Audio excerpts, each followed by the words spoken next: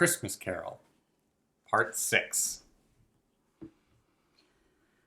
O cold, cold, rigid, dreadful death, set upon thine altar here, and dress it with such terrors as thou hast at thy command, for this is thy dominion. But of the loved, revered, and honored head, thou canst not turn one hair to thy dread purposes, or make one feature odious.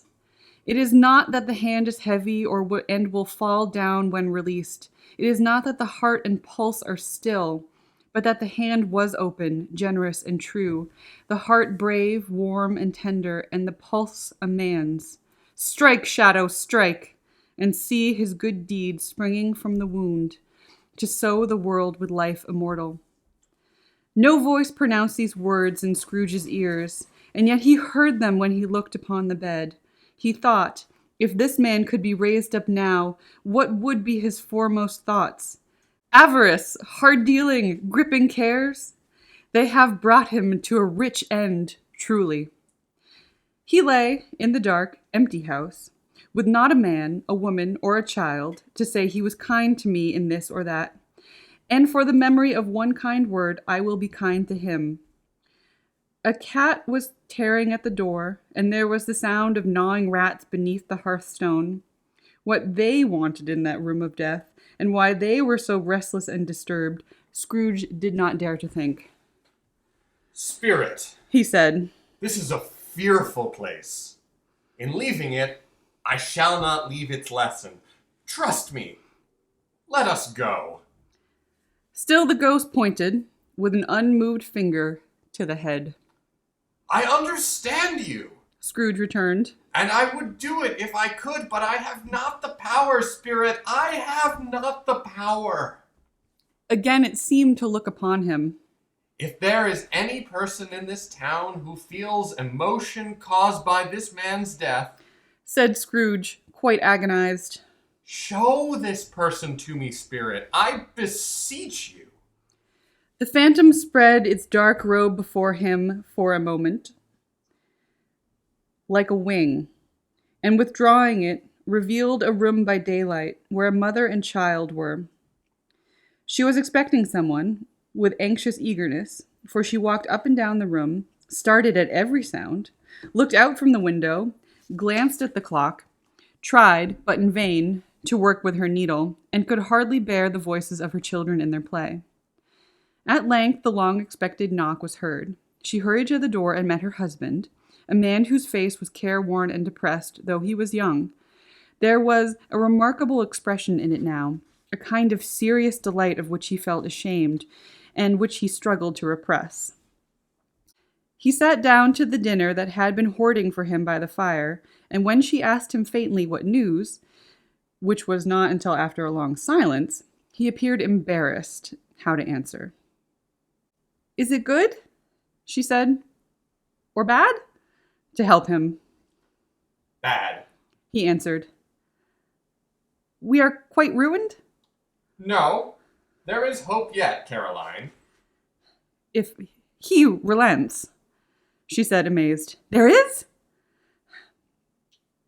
Nothing is past hope, if such a miracle has happened, He is past relenting. said her husband. He is dead. She was a mild and patient creature, if her face spoke truth, but she was thankful in her soul to hear it. And she said so with clasped hands. She prayed forgiveness for the next moment and was sorry. But the first was the emotion of her heart. What the half-drunken woman, who I told you of last night, said to me, when I tried to see him and obtain a week's delay, and what I thought was a mere excuse to avoid me, turns out to have been quite true. He was not only very ill, but dying then. To whom will our debt be transferred? I don't know, but before that time we shall be ready with the money, and even though we were not, it would be bad fortune indeed to find so merciless a creditor in his successor. We may sleep tonight with light hearts, Caroline. Yes. Soften it as they would, their hearts were lighter. The children's faces, hushed and clustered round to hear what they so little understood, were brighter. And it was a happier house for this man's death. The only emotion that the ghost could show him, caused by these events, was one of pleasure. "Let me see some tenderness connected with a death, Said Scrooge. or that dark chamber, spirit, which we left just now, will be forever present to me."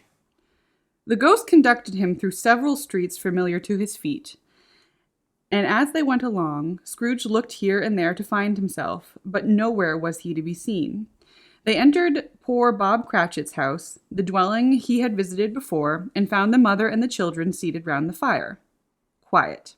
Very quiet. The noisy little Cratchits were as still as statues in one corner, and sat looking up at Peter, who had a book before him.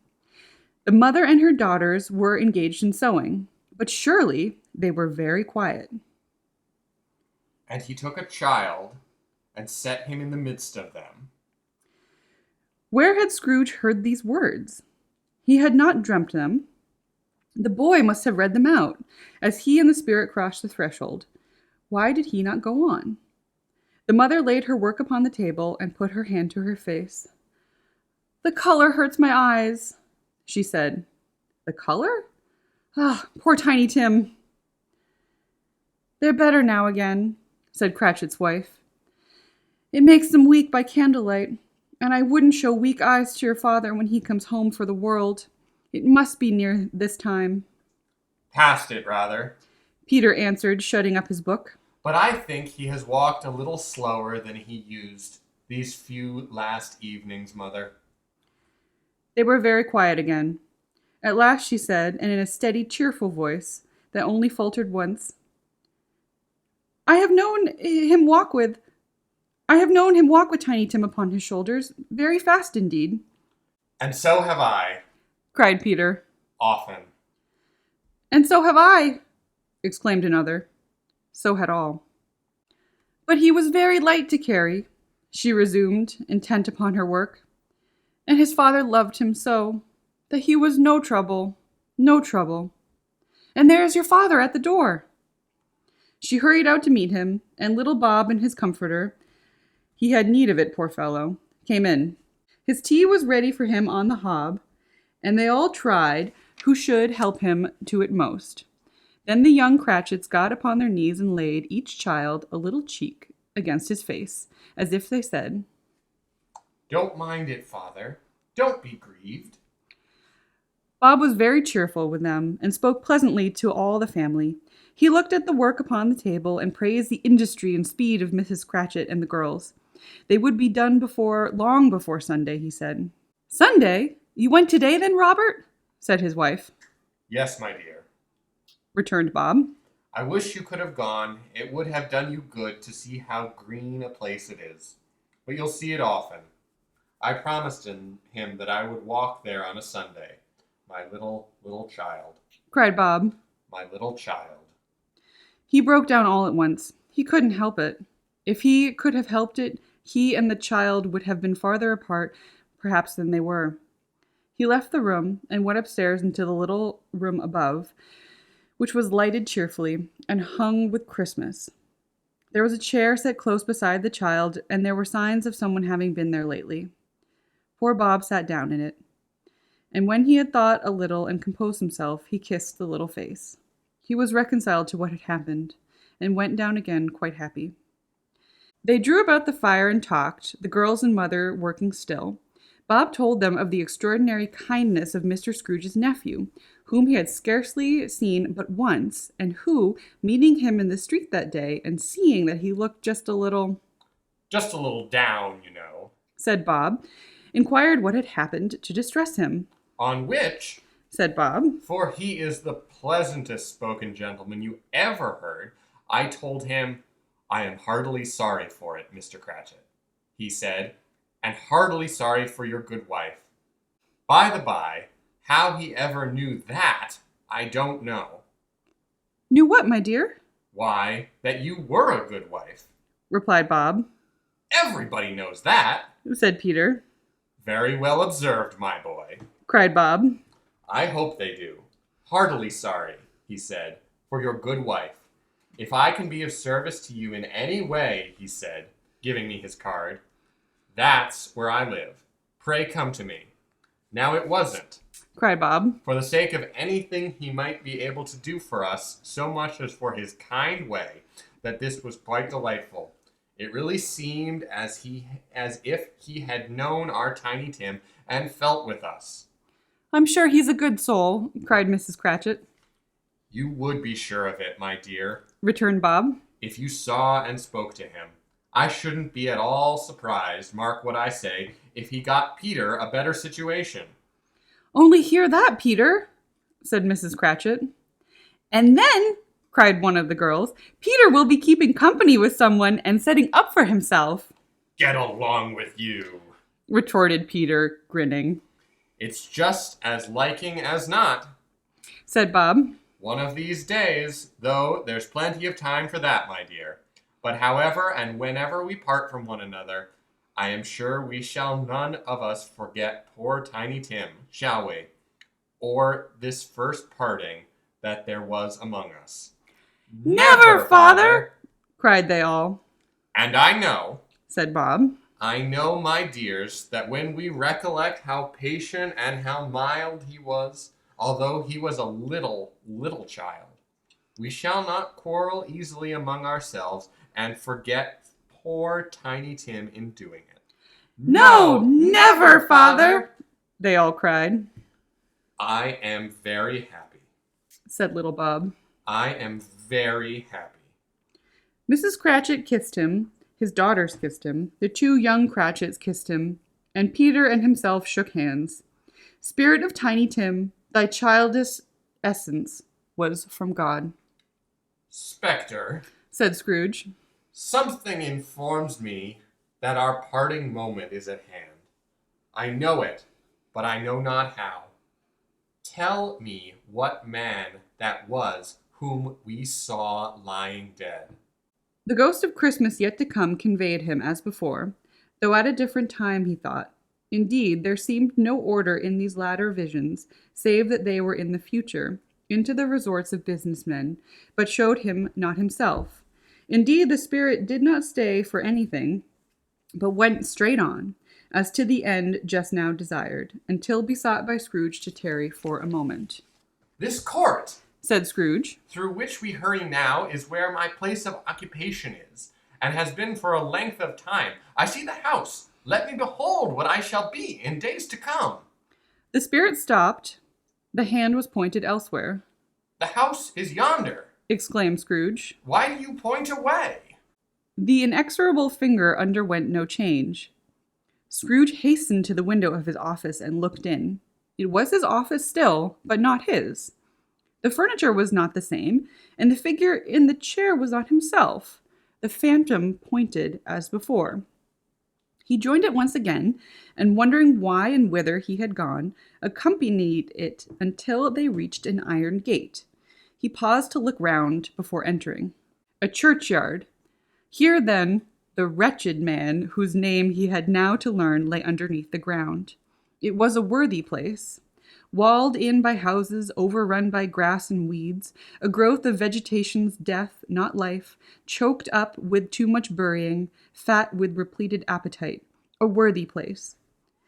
The spirit stood among the graves and pointed down to one.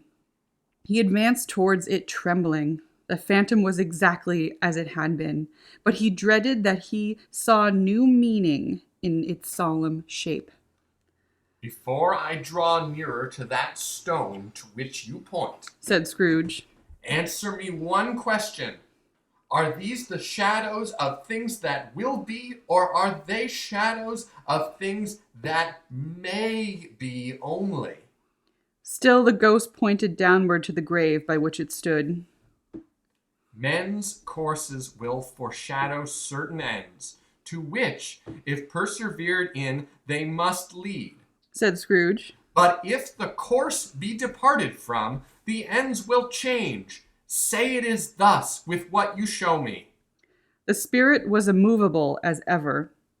Scrooge crept towards it, trembling as he went, and following the finger, read upon the stone of the neglected grave his own name, Ebenezer Scrooge. Am I that man who lay upon the bed? He cried upon his knees. The finger pointed from the grave to him and back again. No, spirit! Oh, no! No! The finger was still there. Spirit!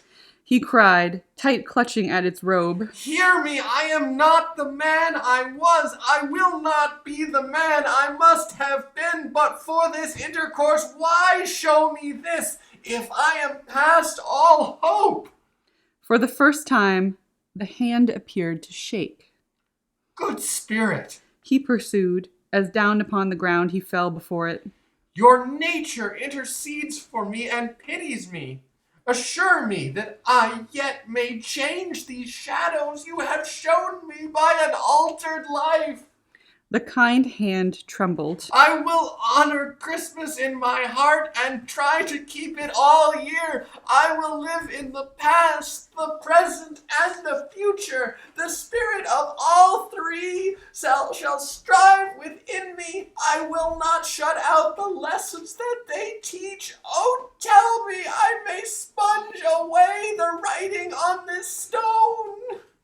In his agony, he caught the spectral hand. It sought to free itself, but he was strong in his entreaty and detained it. The spirit, stronger still, repulsed him. Holding up his hand in a last prayer to have his fate reversed, he saw an alteration in the phantom's hood and dress. It shrunk, collapsed, and dwindled down into a bedpost. Yes, and the bedpost was his own. The bed was his own. The room was his own. Best and happiest of all, the time before him was his own to make amends in. I will live in the past, the present, and the future. Scrooge repeated as he scrambled out of bed. The spirit of all three shall strive within me. O Jacob Marley, heaven and the Christmas time be praised for this. I say it on my knees, old Jacob, on my knees. He was so fluttered and so glowing with his good intentions that his broken voice would scarcely answer to his call. He had been sobbing violently in his conflict with the spirit, and his face was wet with tears. They are not torn down, cried Scrooge, folding one of his bed curtains in his arms. They are not torn down, rings and all. They are here. I am here. The shadows of the things that would have been may be dispelled. They will be. I know they will. His hands were busy with his garments all the time, turning them inside out, putting them on upside down, tearing them, mislaying them, making them parties to every kind of extravagance. I don't know what to do, cried Scrooge, laughing and crying in the same breath, and making a perfect Laocoon of himself with his stockings. I am as light as a feather. I'm as happy as an angel. I am as merry as a schoolboy. I am as giddy as a drunken mate. A Merry Christmas to everyone. A Happy New Year to all the world. Hello here. Whoop! Hello! He had frisked into the sitting room and was now standing there, perfectly winded. There's the saucepan. That the gruel was in, cried Scrooge, starting off again and going round the fireplace. There's the door by which the ghost of Jacob Marley entered. There's the corner where the ghost of Christmas present sat. There's the window where I saw the wandering spirits. It's all right. It's all true. It all happened. Ha ha! Really, for a man who'd been out of practice for so many years, it was a splendid laugh, a most illustrious laugh, the father of a long, brilliant line of laughs. I don't know what day of the month it is, said Scrooge. I don't know how long I've been among the spirits. I don't know anything. I'm quite a baby. Never mind. I don't care. I'd rather be a baby. Hello! Whoop! Hello there! He was checked in his transports by the churches ringing out in the lustiest peals he had ever heard. Clash! Clash! Hammer! Ding! Dong! Bell! Bell! Dong! Ding! Hammer! Clang! Clash! Oh, glorious, glorious! Running to the window, he opened it and put out his head. No fog, no mist, clear, bright, jovial, stirring cold, cold piping for the blood to dance to, golden sunlight, heavenly sky, sweet, fresh air, merry bells. Oh, glorious, glorious. "What's today?" cried Scrooge, calling down to a boy in Sunday clothes, who perhaps had loitered in to look about him. "Eh? Returned the boy, with all his might of wonder. What's today, my fine fellow?" Said Scrooge. "Today? Replied the boy. Why, Christmas Day." "It's Christmas Day." Said Scrooge to himself. "I haven't missed it. The spirits have done it all in one night. They can do anything they like. Of course they can. Of course they can. Hello, my fine fellow. Hello." Returned the boy. "Do you know the poulterer in the next street but one at the corner?" Scrooge inquired. "I should hope I did." Replied the lad. "Unintelligent boy." Said Scrooge. "A remarkable boy. Do you know whether they've sold the prize turkey that was hanging up there? Not the little prize turkey, the big one." "What? The one as big as me?" Returned the boy. "What a delightful boy." Said Scrooge. "It's a pleasure to talk to him. Yes, my buck. It's hanging there now." Replied the boy. "Is it?" Said Scrooge. "Go and buy it." "Walk Exclaimed the boy. No. Said Scrooge. I am in earnest. Go and buy it and tell him to bring it here, and I may give them the direction where to take it. Come back with the man, and I'll give you a shilling. Come back with him in less than 5 minutes, and I'll give you half a crown." The boy was off like a shot. He must have had a steady hand at a trigger who could have got off a shot half so fast. "I'll send it to Bob Cratchit's," whispered Scrooge, rubbing his hands and splitting with a laugh. "He shan't know who sent it. It's twice the size of Tiny Tim. Joe Miller never made such a joke as sending it to Bob will be." The hand in which he wrote the address was not a steady one, but write it he did, somehow, and went downstairs to open the street door, ready for the coming of the poulterer's man. As he stood there, waiting his arrival, the knocker caught his eye. "I shall love it as long as I live," cried Scrooge, patting it with his hand. "I scarcely ever looked at it before. What an honest expression it has in its face. It's a wonderful knocker. Here's the turkey. Hello! Whoop! How are you? Merry Christmas!" It was a turkey. He never could have stood upon its legs, that bird. He would have snapped 'em off short in a minute, like sticks of sealing wax. "Why, it's impossible to carry that to Camden Town," said Scrooge. "You must have a cab." The chuckle with which he said this, and the chuckle with which he paid for the turkey, and the chuckle with which he paid for the cab, and the chuckle with which he recompensed the boy, were only to be exceeded by the chuckle with which he sat down breathless in his chair again, and chuckled till he cried. Shaving was not an easy task, for his hand continued to shake very much, and shaving requires attention even when you don't dance while you are at it.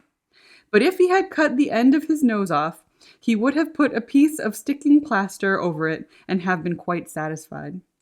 He dressed himself, all in his best, and at last got out into the streets. The people were by this time pouring forth, as he had seen them with a ghost of Christmas present, and walking with his hands behind him, Scrooge regarded everyone with a delighted smile. He looked so irresistibly pleasant, in a word, that 3 or 4 good-humored fellows said, "Good morning, sir. A Merry Christmas to you." And Scrooge said often afterwards that of all the blithe sounds he had ever heard, these were the blithest in his ears. He had not gone far when, coming on towards him, he beheld a portly gentleman who had walked into his counting-house the day before and said, "Scrooge and Marley, I believe." It sent a pang across his heart to think how this old gentleman would look upon him when they met, but he knew what path lay straight before him, and he took it. "My dear sir," said Scrooge, quickening his pace and taking the old gentleman by both hands. "How do you do? I hope you succeeded yesterday. It was very kind of you. A Merry Christmas to you, sir." "Mr. Scrooge?" "Yes," said Scrooge. "That is my name, and I fear it may not be pleasant to you. Allow me to ask your pardon. And will you have the goodness... Here Scrooge whispered in his ear. Oh, Lord bless me! Cried the gentleman, as if his breath were taken away. My dear Mr. Scrooge, are you serious? If you please, said Scrooge. Not a farthing less. A great many back payments are included in it, I assure you. Will you do me that favor? My dear sir, said the other, shaking hands with him. I don't know what to say to such Don't say anything, please, retorted Scrooge. Come and see me. Will you come and see me? I will, cried the old gentleman. And it was clear he meant to do it. Thank you, said Scrooge. I am much obliged to you. I thank you 50 times. Bless you. He went to the church and walked around the streets and watched the people hurrying to and fro and patted the children on the head and questioned beggars and looked down into the kitchens of the houses and up into the windows and found that everything could yield him pleasure. He had never dreamed that any walk, that anything, could give him so much happiness. In the afternoon, he turned his steps towards his nephew's house. He passed the door a dozen times before he had the courage to go up and knock. But he made a dash, and he did it. Is your master at home, my dear? Said Scrooge to the girl. Nice girl, very. Yes, sir. Where is he, my love? Said Scrooge. He's in the dining room, sir, along with the mistress. I'll show you upstairs, if you please. Thank you, he knows me, said Scrooge, with his hand already on the dining room lock. I'll go in here, my dear. He turned it gently and sidled his face in, round the door. They were looking at the table, which was spread out in a great array, for these young housekeepers are always nervous on such points and like to see that everything is right. Fred? Said Scrooge. Dear heart alive, how his niece by marriage started. Scrooge had forgotten, for a moment, about her sitting in the corner with the footstool, or he wouldn't have done it on any account. Why, bless my soul, cried Fred. Who's that? It is I, your Uncle Scrooge. I have come to dinner. Will you let me in, Fred? Let him in? It's a mercy he didn't shake his arm off. He was at home in 5 minutes. Nothing could be heartier. His niece looked just the same. So did Topper when he came. So did the plump sister when she came. So did everyone when they came. Wonderful party, wonderful games, wonderful unanimity, wonderful happiness. But he was early at the office the next morning. Oh, he was early there. If he could only be there first and catch Bob Cratchit coming late. That was the thing he had set upon his heart. And he did it. Yes, he did. The clock struck 9. No Bob. A quarter past. No Bob. He was a full 18 minutes and a half behind his time. Scrooge sat with his door wide open that he might see him come into the tank. His hat was off before he opened the door, his comforter too.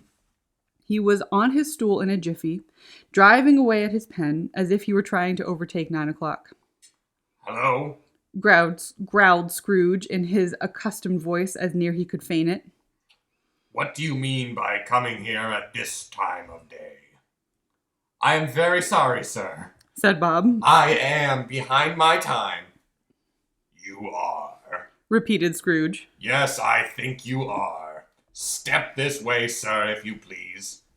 It's only once a year, sir, pleaded Bob, appearing from the tank. It shall not be repeated. I was making rather merry yesterday, sir. Now, I'll tell you what, my friend, said Scrooge. I'm not going to stand this sort of thing any longer, and therefore, he continued, leaping up from his stool and giving Bob such a dig in the waistcoat that he staggered back into the tank again. And therefore, I am about to raise your salary. Bob trembled and got a little nearer to the ruler. He had a momentary idea of knocking Scrooge down with it, holding him and calling to the people in court for help and a straight waistcoat. A Merry Christmas, Bob, said Scrooge, with an earnestness that could not be mistaken, and he clapped him on the back. A merrier Christmas, Bob, my good fellow, than I have given you for many a year. I'll raise your salary and endeavor to assist your struggling family, and we will discuss your affairs this very afternoon over a Christmas bowl of smoking bishop, Bob. Make up the fire and buy another coal scuttle before you dot another I, Bob Cratchit. Scrooge was better than his word. He did it all, and infinitely more, and to Tiny Tim, who did not die, he was a second father. He became as good a friend, as good a master, and as good a man as the good old city knew, or any other good old city, town, or borough in the good old world. Some people laughed to see the alteration in him, but he let them laugh, and little heeded them, for he was wise enough to know that nothing ever happened on this globe for good at which some people did not have their fill of laughter in the outset. And knowing that such as these would be blind anyway, he thought it quite as well that they should wrinkle up their eyes in grins, as have the malady in less attractive forms. His own heart laughed, and that was quite enough for him. He had no further intercourse with spirits, but lived upon the total abstinence principle ever afterwards. And it was always said of him that he knew how to keep Christmas well, if any man alive possessed the knowledge. May that be truly said of us, and all of us. And so, as Tiny Tim observed, God bless us, everyone. The end.